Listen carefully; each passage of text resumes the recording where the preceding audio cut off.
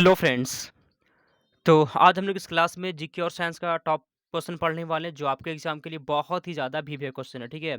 यह क्लास आप सभी के लिए हर रोज़ दिन में 1:30 से होता है, मतलब 1:30 बजे से होता है, ठीक है? इसमें हम लोग जो है जीके का भी क्वेश्चन पढ़ते हैं और साइंस का भी क्वेश्चन होता है, ठीक है? तो जितना भी क्वेश्चन है सभी को याद करना है और अगर याद नहीं होगा फ्रेंड्स तो रिवीजन करके याद कर लीजिएगा, ठीक है? क्योंकि ये सभी क्वेश्चन बहुत ही भीभी है, ठीक है? तो चलिए फ्रेंड्स क्लास को हम लोग स्टार्ट करते हैं। आज के यहाँ पे पहला क्वेश्चन है कि चरक संहिता चिकित्सा के किस शाखा से संबंधित है? आयुर्वेद से, होम्योपैथी से, यूनानी या फिर एलोपैथी? पहला नंबर क्वेश्चन का यहाँ पे सही जवाब क्या है, ठीक है? जितना भी क्वेश्चन आपको पढ़ा रहे हैं लास्ट में पूछेंगे कि कितना क्वेश्चन सही हुआ, ठीक है? तो याद कर लीजिएगा। तो फ्रेंड्स पहला नंबर क्वेश्चन का ऑप्शन नंबर जी किससे संबंधित है? आयुर्वेद से। जो लोग भी ए लगा दिए हैं उसका सही जवाब है, ठीक है? 2 नंबर यहाँ पे क्वेश्चन कहता है कि सम्राट अशोक जो है ना, सम्राट अशोक किसके उत्तराधिकारी थे? सम्राट अशोक जो है वो किसके उत्तराधिकारी थे? बिंदुसार के, सुसीम के, दशरथ के या फिर चंद्रगुप्त मौर्य के? क्वेश्चन यहाँ पे कहता है कि सम्राट अशोक जो थे, सम्राट अशोक वे किसके उत्तराधिकारी थे? कमेंट करिए, ठीक है? तो फ्रेंड्स वो उत्तराधिकारी थे पता है किसके? बिंदुसार के थे। जो लोग भी यहाँ पे ए लगा दिए आपका सही आंसर हो गया, ठीक है? सम्राट अशोक जो थे वो किसके उत्तराधिकारी थे? बिंदुसार के थे। 2 नंबर क्वेश्चन यहाँ पे ऑप्शन नंबर ए हो गया। अगला क्वेश्चन मौर्य वंश को किस वंश ने समाप्त किया था? ठीक है, मौर्य वंश को जो है ना, मौर्य वंश को किस वंश ने समाप्त किया था? गुप्त वंश ने, शिशुनाग वंश ने, चोल या फिर शुंग वंश ने? क्वेश्चन यहाँ पे कहा था कि मौर्य वंश को किस वंश ने समाप्त किया था? ठीक है, कमेंट करिए। मौर्य वंश को किस वंश ने समाप्त किया था? फ्रेंड्स पता है किसने समाप्त किया था? किसने? शुंग वंश ने। ठीक है, तो तीसरा नंबर क्वेश्चन का आपका डी हो जाएगा जी। मौर्य वंश को कौन समाप्त किया था? शुंग वंश समाप्त किया था। 3 नंबर क्वेश्चन का डी यहाँ पे सही जवाब है। आगे चलते हैं 4 नंबर क्वेश्चन की ओर। बायोगैस का मुख्य अवयव क्या होता है? ठीक है, बायोगैस का जो है ना मुख्य अवयव क्या होता है? इथेन होता है, अमोनिया होता है, मीथेन या फिर यहाँ पे एथिलीन होता है।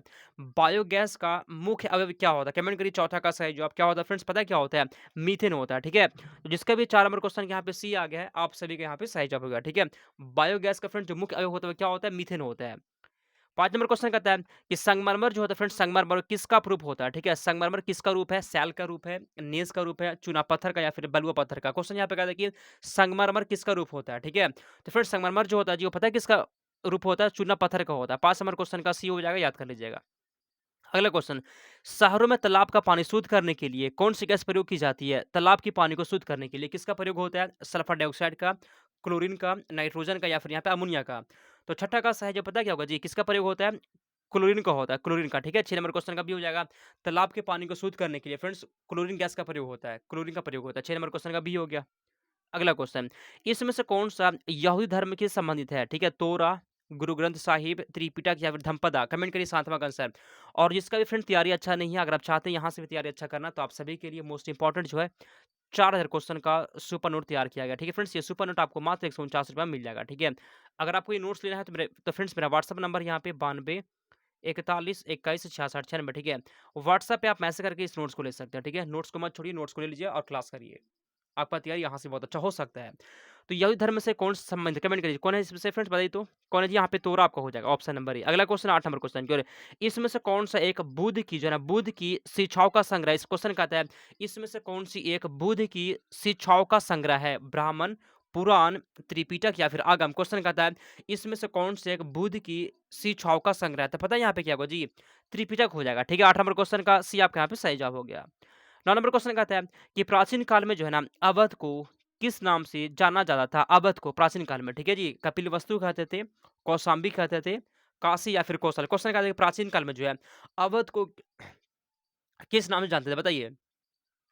तो फ्रेंड्स कौशल के नाम से। जो लोग भी यहाँ पे डी लगा दिए आपका यहाँ पे सही जवाब हो गया। 10 नंबर क्वेश्चन इसमें से किस वेद में बीमारियों का उपचार किया गया? इसमें यहाँ पे क्वेश्चन कहता है इसमें से किस वेद में जो है बीमारियों का उपचार दिया गया? ऋग्वेद में, सामवेद में, अथर्ववेद में या फिर यजुर्वेद में? किस वेद में जो है ना बीमारियों का उपचार दिया गया है? तो फ्रेंड्स आपका 10 नंबर क्वेश्चन का सी हो जाएगा। किसमें? अथर्ववेद में दिया गया है। जिसका जिसका भी सी आ गया है, आप सभी का फ्रेंड्स यहाँ पे सही जवाब होगा, ठीक है? आगे चलते हैं 11 नंबर क्वेश्चन की ओर। 2 समानांतर दर्पणों के बीच प्रतिबिंब बनते हैं, कितने बनते हैं? 2 बनते हैं, 4, 8 या फिर अनंत? क्वेश्चन यहाँ पे कहा था कि 2 समानांतर दर्पणों के बीच में कितने प्रतिबिंब बनते हैं? वीवीआई क्वेश्चन है, कमेंट करिए। तो फ्रेंड्स यहाँ पे अनंत आपका हो जाएगा, ठीक है? 11 का यहाँ पे डी होगा, अनंत प्रतिबिंब बनते हैं 2 समानांतर दर्पण के बीच में।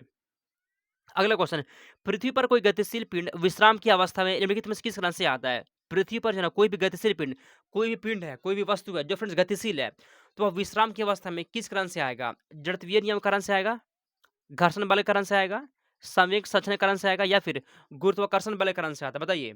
तो 12 नंबर क्वेश्चन का बी है जी, घर्षण बल के कारण से आता है, घर्षण बल के कारण से आता है, ठीक है? 12 नंबर क्वेश्चन का आपका बी हो जाएगा। अगला क्वेश्चन, मैक संख्या का प्रयोग जो है ना, मैक संख्या का प्रयोग किस संबंध में किया जाता है? क्वेश्चन यहाँ पे कहा था कि मैक संख्या का प्रयोग किस संबंध में किया जाता है? चाल, भार, घनत्व या फिर ज्योतित्र आता है? कमेंट करिए। मैक संख्या का प्रयोग जो है ना, किसके संबंध में किया जाता है? तो 13 नंबर क्वेश्चन का फ्रेंड्स आप सभी के यहाँ पे ऑप्शन नंबर ए हो जाएगा। किससे? चाल के संबंध में किया जाता है, चाल के संबंध में, याद कर लीजिएगा। अगला क्वेश्चन है कि यजुर्वेद में यजुर का अर्थ क्या होता है? ठीक है, यजुर्वेद में जो है ना, यजुर का मतलब क्या होता है? प्रकृति प्रकृति होता है, बलिदान होता है, सत्य या फिर जीवन होता है, ठीक है? यजुर्वेद में यजुर का मतलब होता क्या है?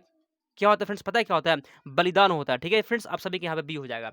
14 नंबर क्वेश्चन का बी आपका सही जवाब है। अगले क्वेश्चन 15, धौलावीरा एक पुरातात्विक स्थान है, किस समयावधि से जुड़ा हुआ है धौलावीरा? कमेंट करिए। सिंधु घाटी सभ्यता से, चालुक्य अवधि से, मगध अवधि से या फिर गुप्त अवधि से, ठीक है? धौलावीरा फ्रेंड्स किस अवधि से जुड़ा हुआ है? कमेंट करिए तो देखते हैं इसका आंसर जो है ना कौन बता पाता है, ठीक है? तो फ्रेंड्स यहाँ पे पता है क्या होगा जी 15 का आंसर? सिंधु घाटी सभ्यता से, ठीक है? सिंधु घाटी सभ्यता याद कर लीजिएगा। नेक्स्ट क्वेश्चन यहाँ पे 16 नंबर क्वेश्चन कहता है कि भारतीय संस्कृति का स्वर्ण युग था गुप्त काल, मौर्य काल, चोल काल या फिर राजपूत काल? क्वेश्चन कहता है कि भारतीय संस्कृति का फ्रेंड्स इसमें से स्वर्ण युग कौन-सा था? तो पता आंसर यहाँ पे क्या होगा जी? गुप्त काल हो जाएगा, ठीक है? गुप्त काल, जो लोग भी ऑप्शन नंबर ए लगा दिए हैं, आपके यहाँ पे सही जवाब हो जाएगा, ठीक है जी? गुप्त काल याद कर लीजिएगा। अगला क्वेश्चन कहता है कि किस धातु का गलनांक सबसे अधिक होता है? किस धातु का गलनांक जो है ना, गलनांक सबसे अधिक होता है? कमेंट करिए। यह क्लास आप सभी के लिए हर रोज 1:30 बजे से होता है दिन में। इसके बाद क्लास आपका होता है शाम में 7 बजे, जिसमें हम लोग जीके जीएस का टॉप क्वेश्चन पढ़ते हैं। उसके बाद क्लास आपका होता है 7:30 बजे से, ठीक है जी? उसमें हम लोग क्या क्लास करते हैं? उसमें क्लास करते हैं हम साइंस का, ठीक है? तो 2 टाइम इसके बाद और क्लास बचा हुआ, आप सभी को उस क्लास में भी जुड़ जाना है। तो किस धातु का गलनांक सबसे अधिक होता है? किसका? फ्रेंड्स यहाँ पे टंगस्टन हो जाए, टंगस्टन का गलनांक सबसे अधिक होता है। अगला क्वेश्चन 18, सबसे हल्की धातु कौन-सी होती है? सबसे हल्की धातु कौन-सी होती है? लिथियम, इरिडियम, एल्यूमीनियम या फिर ऑस्मियम? सबसे हल्की धातु कौन-सी होती है? बताइए, सबसे हल्की धातु सॉरी कमेंट करिए। सबसे हल्की धातु फ्रेंड्स यहाँ पे लिथियम होता है, ठीक है जी? क्या होता है? लिथियम होता है सबसे हल्की धातु, एकदम आसान क्वेश्चन था। लिथियम सबसे हल्का होता है, ठीक है? सबसे भारी कौन-सा होता है? ये आपके लिए होमवर्क है, ठीक है? सबसे भारी कौन-सा होता है फ्रेंड्स? ये आपके लिए एचडब्ल्यू है, क्लास खत्म होने के बाद कमेंट कर दीजिएगा। अगला क्वेश्चन, जब किसी धातु को गर्म करते हैं, तो उसका घनत्व क्या होता है? मान लीजिए कोई धातु है, उसको गर्म करेंगे ना, तो उसका घनत्व क्या होता है? बढ़ जाएगा, कोई अंतर नहीं होता है, कम हो जाता है, फिर क्या होता है बताइए? किसी धातु को गर्म करने पर फ्रेंड्स उसका घनत्व जो होता है पता है क्या होता है? फिर कम हो जाता है, उसका घनत्व कम जाएगा। ठीक है, आगे क्वेश्चन है 20 नंबर क्वेश्चन।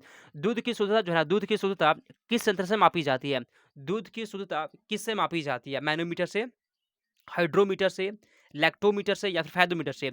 दूध की शुद्धता किससे मापी जाती है? कमेंट करिए जी, किससे मापी जाती है? पता है किससे मापी जाती है? लैक्टोमीटर से। जो लोग भी यहाँ पे सी लगाते हैं फ्रेंड्स, आपका आंसर आंसर यहाँ पे सही होगा, ठीक है? दूध में फ्रेंड्स एक अम्ल होता है जिसको हम लैक्टिक अम्ल कहते हैं, ठीक है? दूध में फ्रेंड्स एक लैक्टिक अम्ल पाया जाता है, लैक्टिक अम्ल। लैक्टिक अम्ल पाया जाता है, याद कर लीजिएगा, ठीक है? नेक्स्ट क्वेश्चन 21, भारत के संपरीक्षा एवं लेखा प्रणालियों का प्रधान कौन होता है? कमेंट करिए, कौन होता है जी प्रधान? बताइए तो। भारत का नियंत्रक एवं महालेखा, वित्त आयोग, योजना आयोग या फिर इसमें से कोई नहीं? तो 21 नंबर क्वेश्चन का ऑप्शन नंबर जी कौन होते हैं? भारत का नियंत्रक और महालेखा परीक्षक होते हैं। 21 नंबर क्वेश्चन का ए आपके यहाँ पे सही जवाब है, ठीक है? आगे चलते हैं 22 नंबर क्वेश्चन की ओर। गरीबी हटाओ के नारे के साथ किसका नाम जुड़ा हुआ है? गरीबी हटाओ नारे के साथ किसका नाम जुड़ा हुआ है? जवाहरलाल नेहरू का, महात्मा गांधी का, मोतीलाल नेहरू का या फिर इंदिरा गांधी का? गरीबी हटाओ नारे के साथ किसका नाम जुड़ा हुआ है जी? ठीक है? तो फ्रेंड्स इंदिरा गांधी का यहाँ पे आप सभी का डी आंसर हो गया। इंदिरा गांधी का नाम जुड़ा हुआ है गरीबी हटाओ नारे के साथ। अगला क्वेश्चन, विक्रमशिला शिक्षा केंद्र के संस्थापक बताइए। विक्रमशिला शिक्षा केंद्र के संस्थापक का नाम क्या है? देवपाल, धर्मपाल, न्यायपाल या फिर नरेंद्रपाल? विक्रमशिला शिक्षा केंद्र की स्थापना कौन किया था? कौन? धर्मपाल। ठीक है फ्रेंड्स, आप सभी के यहाँ पे बी हो गया, ठीक है? 23 नंबर क्वेश्चन का बी यहाँ पे सही जवाब है। जितना भी क्वेश्चन पढ़ा रहे हैं ना, सभी क्वेश्चन को याद कर लीजिएगा, बहुत ही टॉप क्वेश्चन है, ठीक है? आगे चलते हैं 24 नंबर क्वेश्चन की ओर। डायनेमो काम क्या होता है? डायनेमो का फ्रेंड्स काम क्या होता है बताइए? डायनेमो का कार्य है, कैसा काम होता है डायनेमो का? ठीक है? तो फ्रेंड डायनेमो जो पता है क्या करता है? यांत्रिक ऊर्जा को विद्युत ऊर्जा में बदलता है। फ्रेंड्स आप सभी के यहाँ पे 24 नंबर क्वेश्चन का बी हो गया। 24 का बी आपका सही जवाब है। 25 नंबर यहाँ पे क्वेश्चन है कि हड्डियों और दांतों में जो रासायनिक पदार्थ विद्यमान रहता है उसे क्या कहते हैं? वैसा रासायनिक पदार्थ जो हड्डियों और दांतों में रहता है उसे क्या कहते हैं बताइए? तो 25 नंबर क्वेश्चन का फ्रेंड्स यहाँ पे सी है जी, क्या कहते हैं उसको? कैल्शियम फास्फेट कहते हैं। क्या कहते हैं? कैल्शियम फास्फेट कहते हैं, जो हमारे हड्डी और दांत में रहता है, ठीक है? तो 25 नंबर क्वेश्चन का सी हो गया। आप सभी के लिए फ्रेंड्स हम लोग जो है हर रोज जो है आपको टॉप 50 क्वेश्चन पढ़ाते हैं, लेकिन आज यह आपके लिए फ्रेंड्स मात्र 25 ही क्वेश्चन था, ठीक है? तो 25 में से आप कितना क्वेश्चन को सही किए कमेंट करिए और क्लास कैसा लगा। इसके बाद क्लास आपका होगा शाम में 7 बजे, ठीक है? तो आप सभी को टाइम पे जुड़ जाना है, ठीक है? और जिसको भी अगर नोट्स लेना होगा तो मेरा व्हाट्सएप नंबर है जी 92 41 21 66 96 व्हाट्सएप पे मैसेज करके नोट्स को ले सकते हैं, ठीक है? मेरा व्हाट्सएप नंबर है, मात्र 149 में आपको नोट्स मिल जाएगा, ठीक है? टॉप 4000 क्वेश्चन मिल जाएगा, ठीक है? तो चलिए फ्रेंड्स क्लास को हम लोग समाप्त करते हैं, मिलते हैं अब हम लोग शाम में।